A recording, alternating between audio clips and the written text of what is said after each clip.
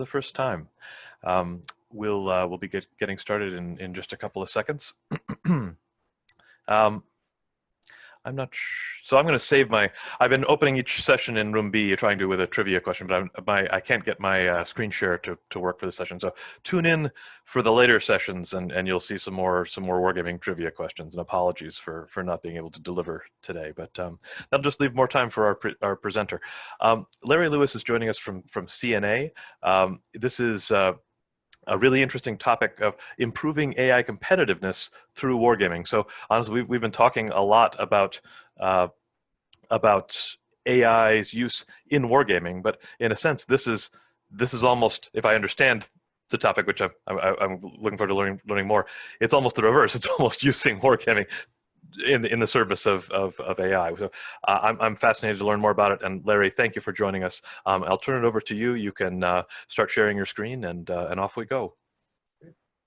Great. Well, it's great to be here this morning, and it's been a really fascinating conference so far. And you're absolutely right. So I wanted to say, first of all, really welcome any questions and comments. I'd love this to be a dialogue. So please, submit any questions you have through the question and answer function, and we'll get to as many as we can. Hopefully there'll be many rich discussion.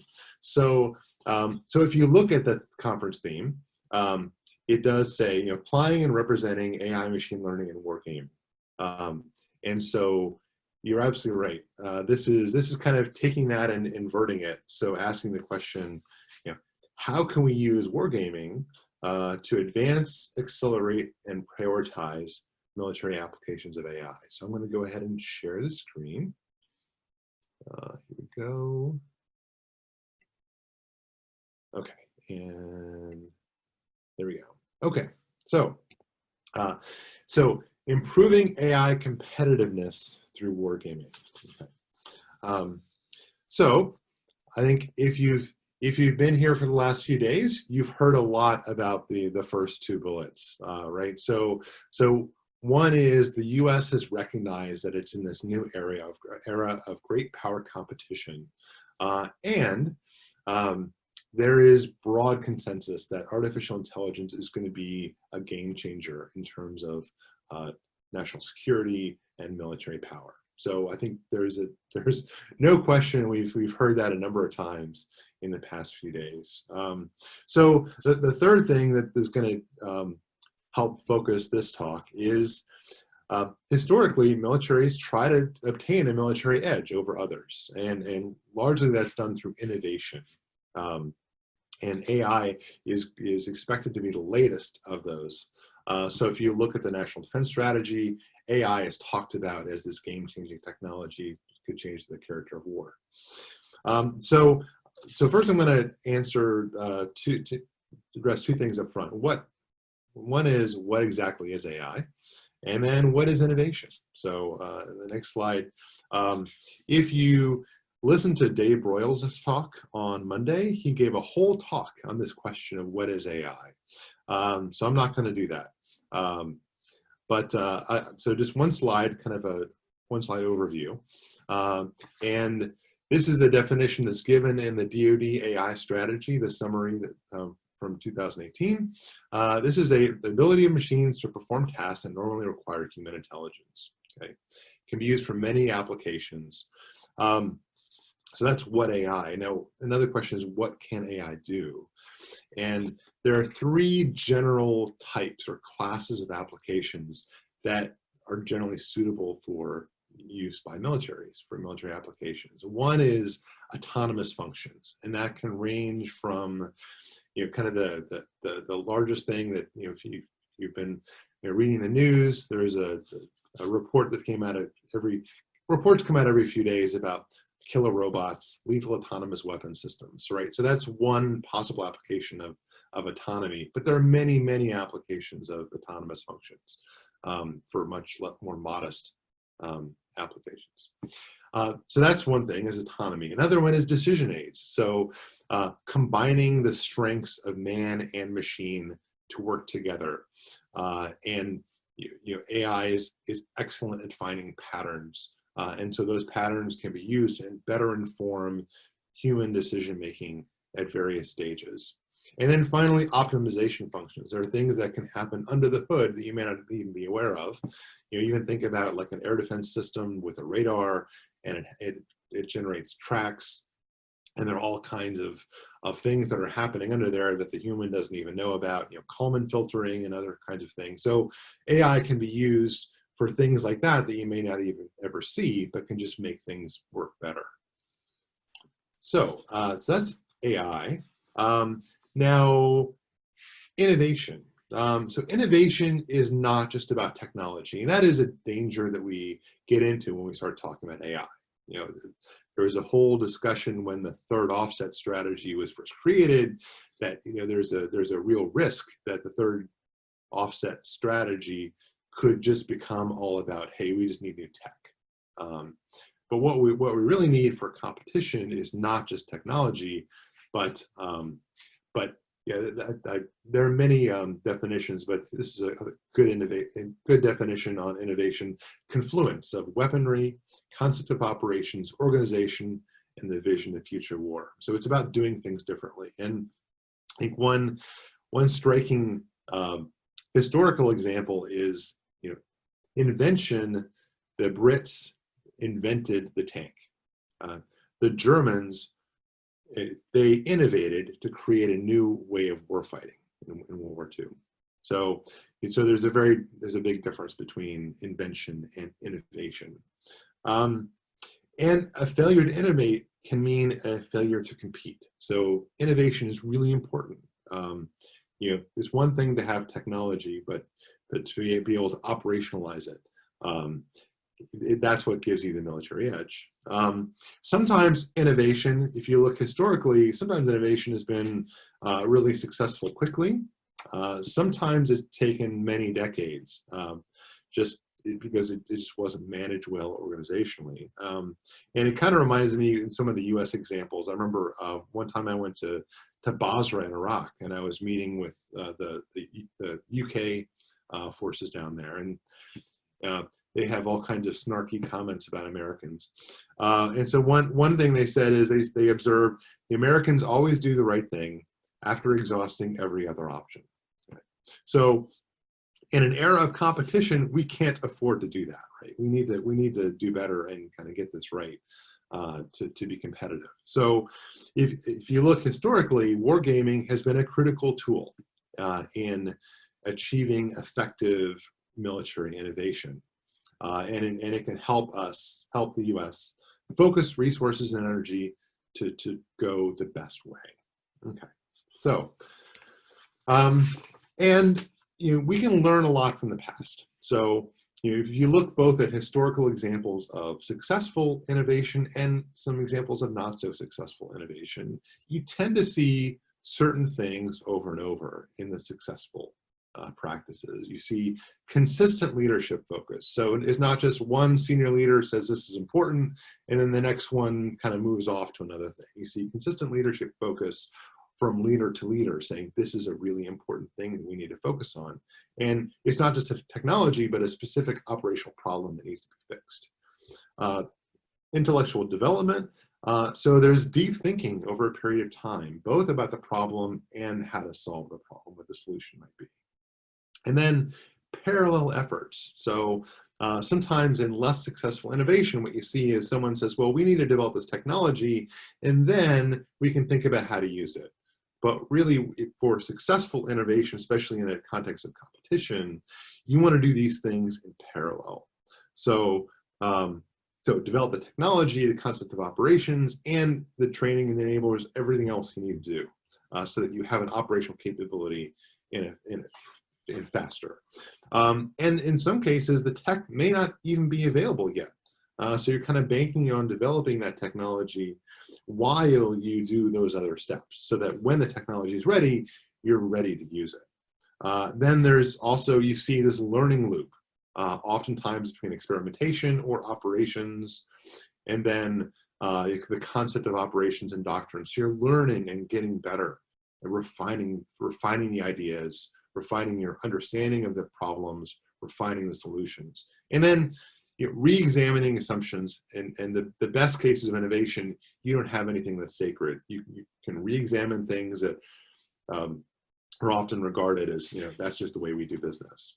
And here's an example of innovation at work. So this is one historical example, and this is the Marine Corps using helicopters for amphibious warfare. And again, it wasn't just technology, it was how they changed their doctrine, how they changed their organization, how they changed the training to do that. And notably, helicopters weren't ready. They weren't ready for prime time, but they said, we're going to get there and we are going to adapt in parallel to working on the technology so that when the technology is ready, we are ready to use it. And a couple of things you can kind of see as senior leadership started in 1946 with Lieutenant General Geiger. He went to the Bikini Island nuclear test, saw the test and said, we've got to change. What we're doing now is just not going to work in the nuclear era. But that was sustained over a number of years. Over the 10 years, focus was sustained. You see intellectual developments. There were studies done. There were boards convened to think about it, and then but that intellectual process continued over time. You also see parallel efforts. They stood up a squadron. They stood up a squadron that had no helicopters, but they brought together the people, started thinking about doctrine and tactics, and there was a iterative loop between the different things they were doing with that and doctrine, and then this learning loop. So they also they went into Korea, and so they were starting to use helicopters in Korea, getting operational feedback and then folding it into the concepts. So, and then of course, re-examining assumptions the whole way.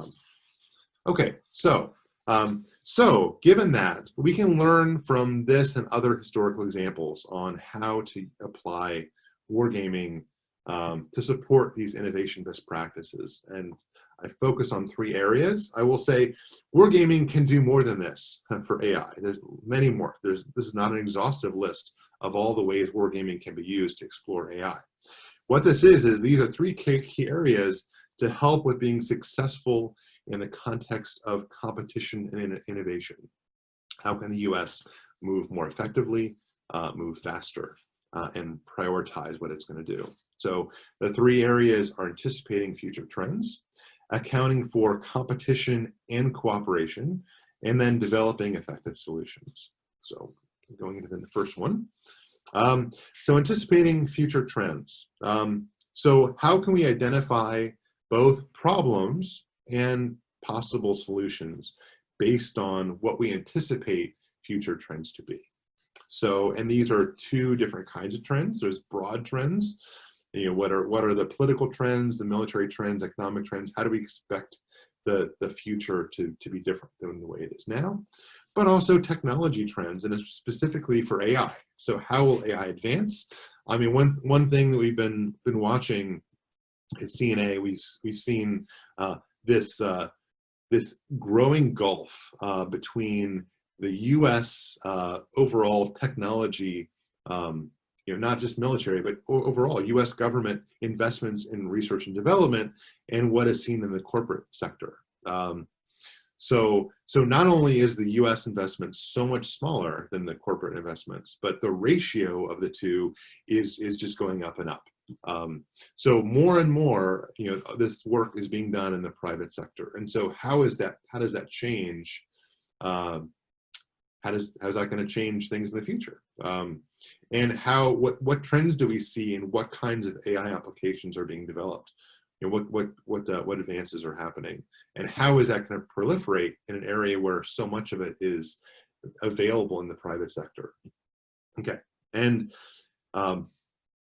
also, what national security problems could these create for us? So how do we think about our current force structure, our force posture, our overall strategy, and the capabilities we have to support those? And then what are some potential courses of action?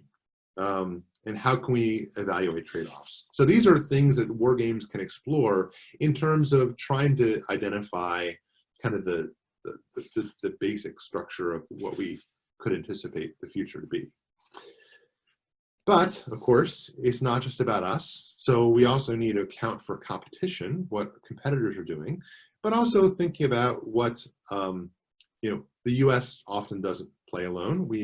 Allies are very important. So also, how can we consider allies in what we're thinking about in terms of problems and solutions? So thinking about potential adversaries, what are they doing? What do we anticipate them to do in response to us?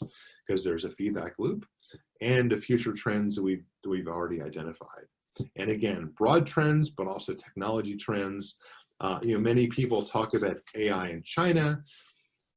China is really focusing on AI applications. They've said they want to use it for military applications, but we can also get deeper, right? We can say, okay, so we know they are planning to use AI. How? How are they going to use AI? What specific capabilities are they prioritizing? What kind of applications are they seeking versus us? And how does that affect what we're planning to do? Are they planning to do offsets of what we're trying to do? And how should we respond? I put a star beside the allies because we often forget about this step. But there are people talk about China has certain advantages over the United States, but the U.S. has certain advantages too. And a key advantage is allies. We work with a bunch of allies, and that's an asymmetric advantage that we enjoy. However, we often don't manage that advantage very well. So you can also ask, okay, what is needed as we look at using this technology? How can we integrate our capabilities and maintain interoperability with allies, and align our efforts now and prepare for the future? And then, of course, how do these considerations affect the potential courses of action that we've been identifying before? And so I put this star here because I'm just going to do a little bit of a deep dive just on that one issue, because it is, we often don't think about it. And so, and this is based on a study that we did at CNA. We actually worked with the UK. We led a US-UK study looking at integration of the US and UK in Afghanistan over the 2009-2014 timeframe, because in Helmand province, you had both the UK and the US operating in the same area. So they were forced to operate together in a way that they really hadn't integrated before.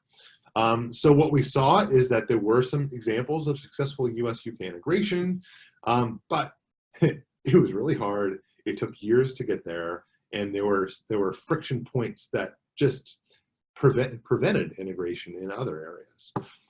And there were many friction points.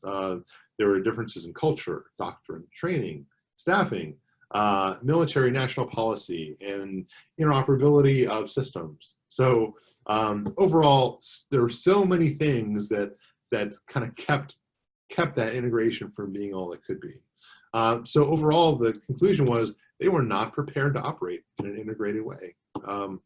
And so how can you do better? And you think about, okay, if you want to have a coalition operation that is really, a high-end, very intense operation, you just can't afford to have these problems, and you can't afford, the luxury of years to try to solve them. So some key recommendations were to pick key missions for integration. You can't be perfect at everything. So what are the priorities? And then so identify those key missions and prioritize those. Prepare a foundation. So there are things that should be done in advance. So you don't just wait till you're on the battlefield and then say, okay, what can we do to integrate? It's too late. But if we start now, then we can make this work better. And then practice, joint exercises, test and evaluation.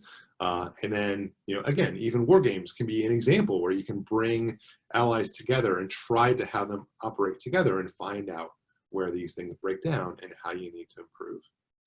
Okay, so the third piece, developing effective solutions. So you've gone and you've gone through this first process and said, okay, we've identified some courses of action. So now let's get to the meat of this. What exactly are we going to do?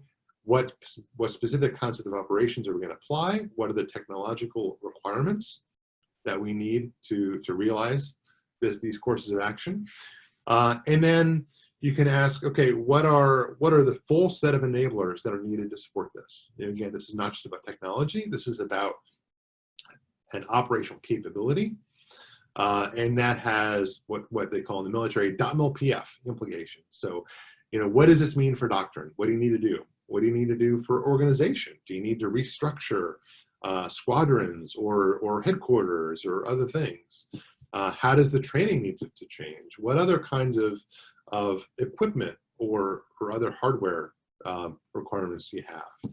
How do you change your professional military education for leadership and do you need different kinds of people? Do you need different kinds of facilities to practice some of these things?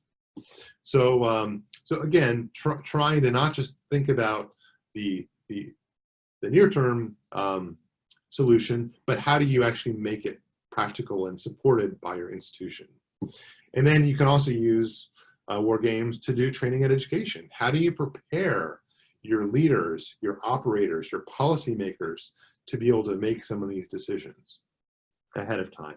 And then finally, this is a good case, but I think in all these, there's an opportunity to iterate between war games, studies, and experiments so that you can refine your solutions and your requirements more quickly and just have better fidelity. So finally, going back to these three areas, right? So anticipating future trends and accounting for competition and cooperation, those are areas for the intellectual development and the re-examining assumptions that is both so essential for successful innovation.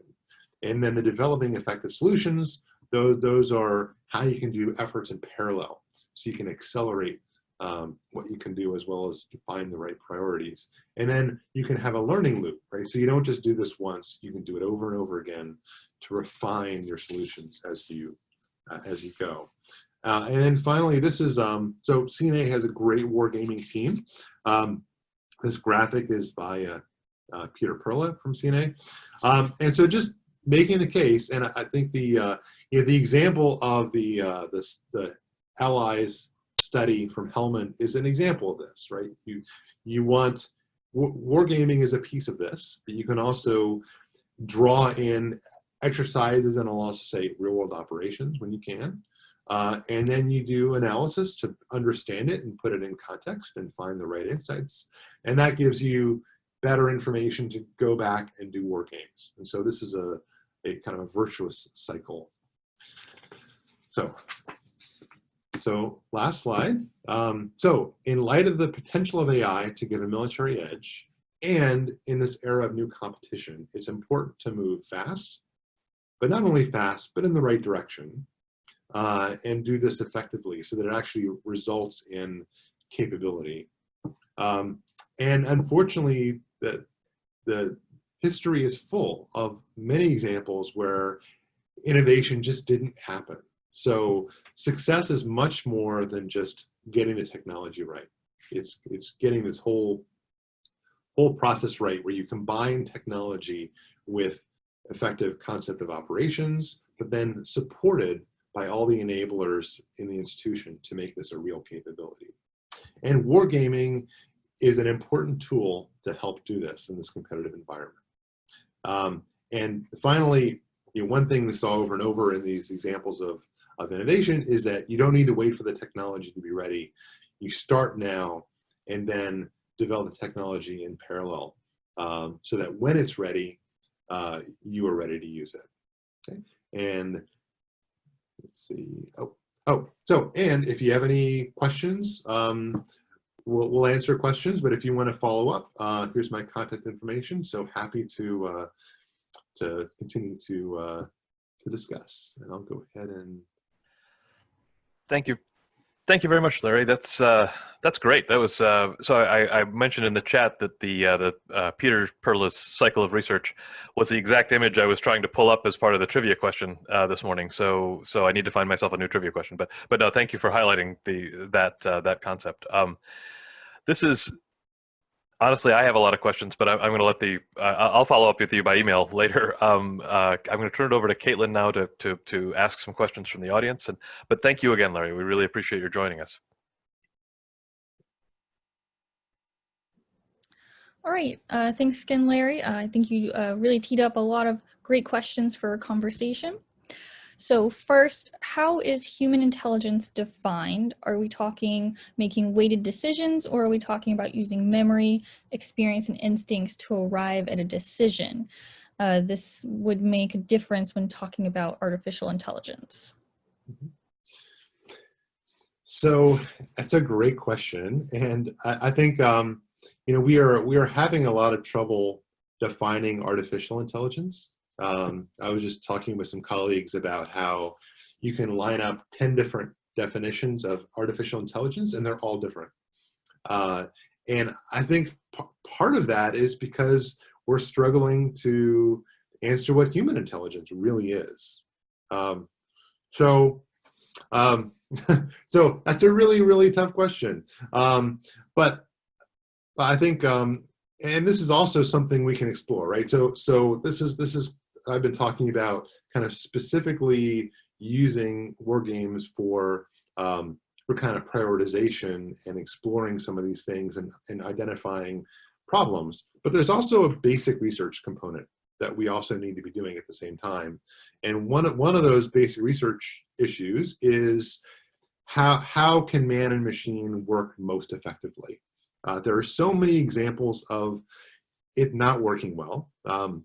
So CNA is also, we did some work on fratricide, and one thing we saw is that this human-machine interface process can go wrong in so many ways. So I think of the Patriot shoot down of the Navy F-18 back in 2003, and there was too much trust of the automated system, and so we need to sort of better frame what is appropriate trust, and what are the strengths of humans, what are the strengths of machines, how we can kind of use the strengths of both, but also navigate around some of those risks of too much trust or too little trust, where something comes up and you just kind of blow it off because that's just, you just don't trust it. And that is a really complex question. So I think that is also something that is going to need to be explored. That's kind of more of a basic research question, but it's a really important issue. How do you see the integration of artificial intelligence with decision-making at the operational to strategic level in an era dominated by the new trinity of hypersonics, space, and cyber? So it's another good question. So I do see a lot of focus on the tactical level. And I think a lot on the tactical level, some on the strategic level, right? Kind of almost like the level of policy, but I think less on the operational level. And actually, I think that's that's something we could do better in, because the operational level, I think probably the operational level of war is probably the least understood of the three. But managing that well is also really important. And so take hypersonics for an example. So hypersonics, you can focus on sort of the tactical elements of that and how you can gain a few more seconds of reaction time. But from an operational level perspective, how can you best manage your assets so that you're in a better position, right? Or that you're shaping the battlefield in a way that gives you advantages. So I think that's really important, and I don't see as much thinking in that way as we could. How would you anticipate future AI capabilities that you haven't seen yet via wargaming? Would you rely on science fiction for inspiration, or is there a structured process to anticipate future AI capabilities? That's a good question. So yeah, I like to focus on the things that I know more about. So that is a separate question, right? But it's a really important question. How do you wargame AI capabilities that you may not even have yet? So today I've kind of sidestepped that a little bit because I've started to focus on what are the problems, and kind of focusing on the problems. Then you can kind of brainstorm about, okay, so what are the potential solutions? And in the potential solutions, they don't always have to be real, right? They or actual capabilities today. You can extrapolate, and depending on your time frame, right? If you're doing 5 years, maybe not so much science fiction, but if you're doing 15, 20 years, then certainly give that more speculative thinking can be useful. And that can also help frame what our research and development is. But so I'll just say, am I done? No, I think your slide just dropped out of Yeah, the view. So you're still on, and thank you. Okay. Yeah. Like, For whatever reason, yeah, for whatever reason, Yeah.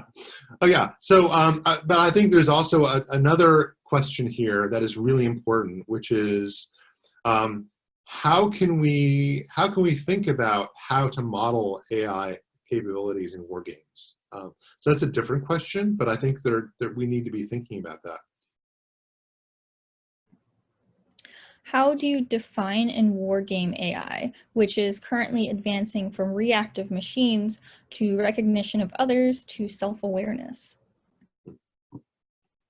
Okay. So first of all, I think it's useful to say, the self-awareness issue. So going into what AI is, let's see, yeah. So what AI is today versus what it could be in the future. People often talk about AI in two categories. There's kind of the narrow AI that can do one specific problem really, really well, but is also brittle. So you can't say, okay, you can do X, now go do Y. They're just optimized for one thing. Then there's general artificial intelligence, which is like HAL 9000 or Skynet. You create it, it's self-aware, it can really make its own decisions, it has its own will and its own purpose. People have been saying since the 60s that we're and the exact number kind of varies. We're 30 years away from general artificial intelligence back in the 60s, and in the 90s they said we're 30 years away. Today you say, well, they were 30 years away. So historically we have no idea, but I think it's fair to say we're well away from truly having this kind of general artificial intelligence. So what we have, practically speaking, is these more narrow, more optimization functions, or using for autonomy, but they're not going to be things that are nimble or have their own decision making. So let's see. Yeah. So I think that is an important distinction as we think about how to use war games and how to frame what war games can potentially do in the near term. Now, again, in the far term, you may speculate, but kind of keeping it grounded, I think, in what can modestly be expected to develop. What can we learn from past attempts to wargame AI? There was DoD interest in the 1980s and 90s. So, let's see. Sorry, I'm trying to read them too. It's the very last question on the list from Yuna Wong. Okay, yeah. I would say I am not the person to answer that. So again, I think partially because I'm coming at this from the other perspective, right? So CNA has two ways that we kind of enter into this world. We have the wargaming team, and that is deep into war games and does them all the time. We've also been doing kind of deeper thinking about AI and military applications and what all is needed. So I am not the wargaming guy. I've welcomed any of our wargaming team to jump in and help answer this. But I think honestly we need both, right? We need to be thinking, okay, how can we use the both the lessons and the creative kind of best practices of wargaming to apply them in war games. But there's also the other question of, okay, so we also know that we have some national level imperatives, and how can wargaming be an effective tool to pursue those larger goals? So I can more talk to the latter, but I also welcome our inputs from the wargaming team.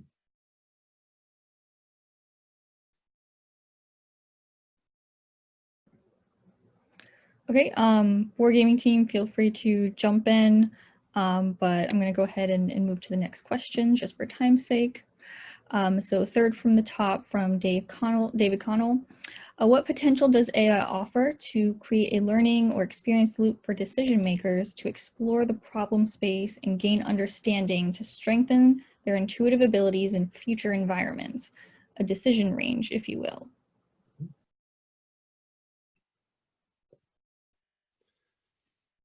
Yeah, so definitely it does. That is one thing that AI is definitely used for, right? Is the training and education, both of commanders and operators, but also policymakers. So certainly that is an application. I also I'm looking at the chat as well. Sort of some great comments in the chat. Like Don mentions, AI wargaming AI is like planning for peace. Too broad. So I think that's one lesson that is useful, right? You want to make this very specific, and in the context of competition, part of the use of wargaming is to try to get specific. Okay, you can use AI for anything, almost anything, but we can't afford to do it. But both from a resource perspective in terms of money, but also in terms of manpower and focus. So what should the priorities be? And that goes both to identifying the potential applications for AI that are useful for the U.S., but I think it also goes to what are the best opportunities to use wargaming to best educate our senior leaders or our commanders or our operators on specific things that we need them to be better at. So going back to the first question on the list, would you say that the Western Approach's tactical unit reflected all the best practices for innovation? Perhaps it is best held as an example for successful innovation during war, rather than just an example of where wargaming worked.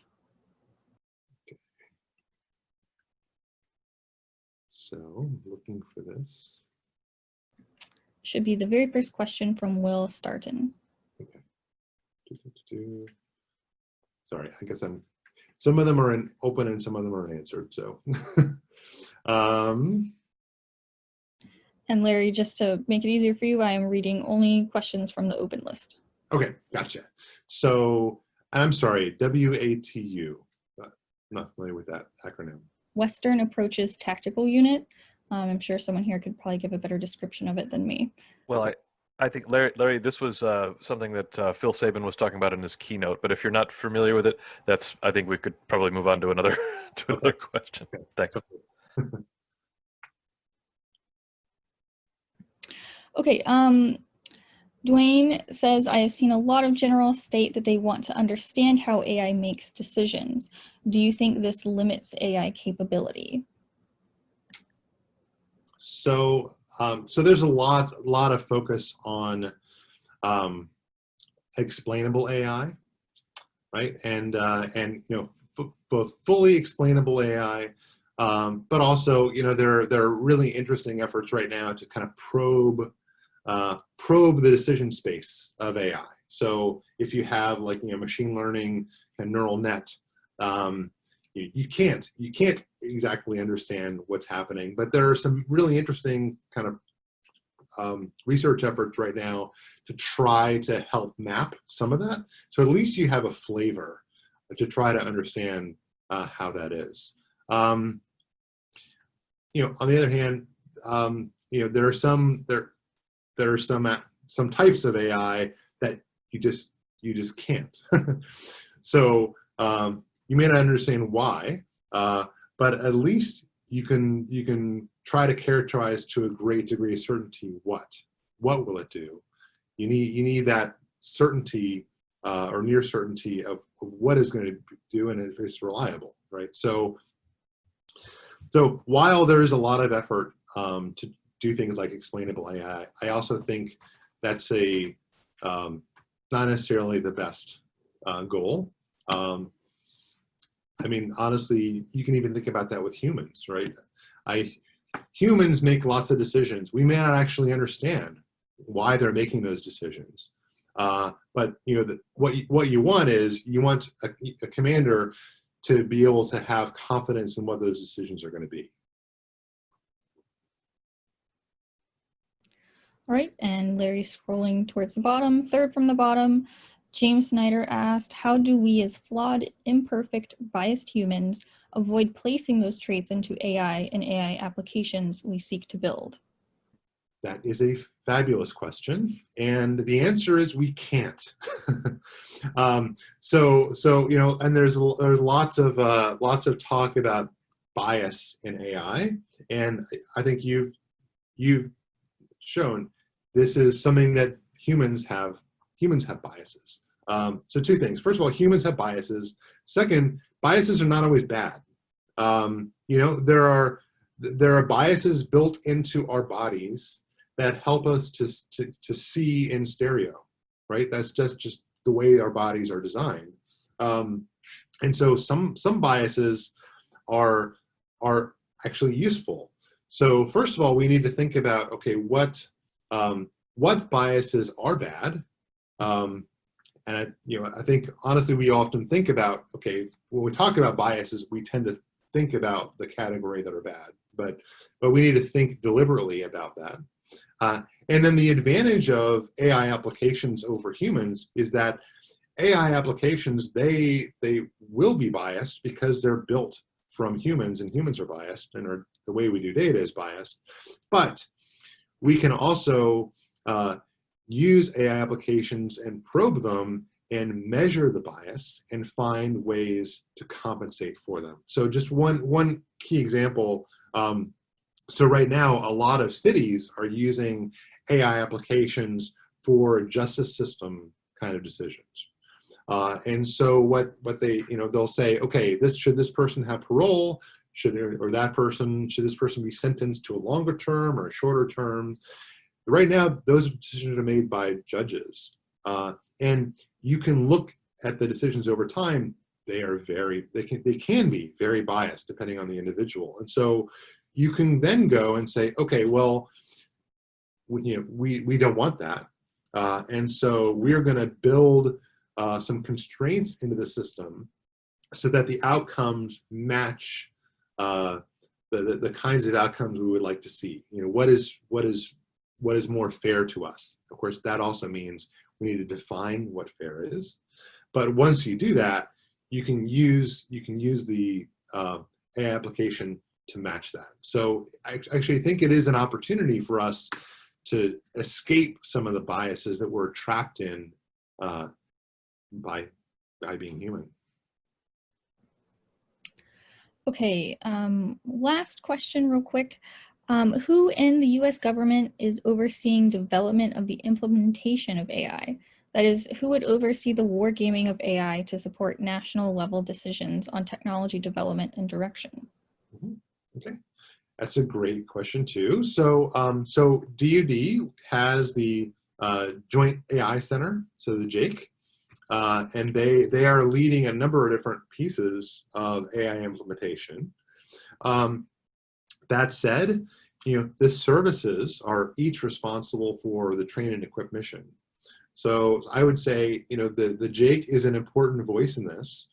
However, each of the services has their own responsibilities as well. And so I would hope that each of them would be interested in leveraging what wargaming can do in this regard. All right, well, we are out of time for questions. I can email all the unanswered questions to you, Larry, to view yourself. But with that, I would like to thank you so much for a really great presentation and excellent discussion afterwards. Tim, would you like to say any closing words as well? Sure. No, thank you again, Larry. This has been fascinating, and we really appreciate your joining us, and a lot of good discussion in the comments, and we'll see you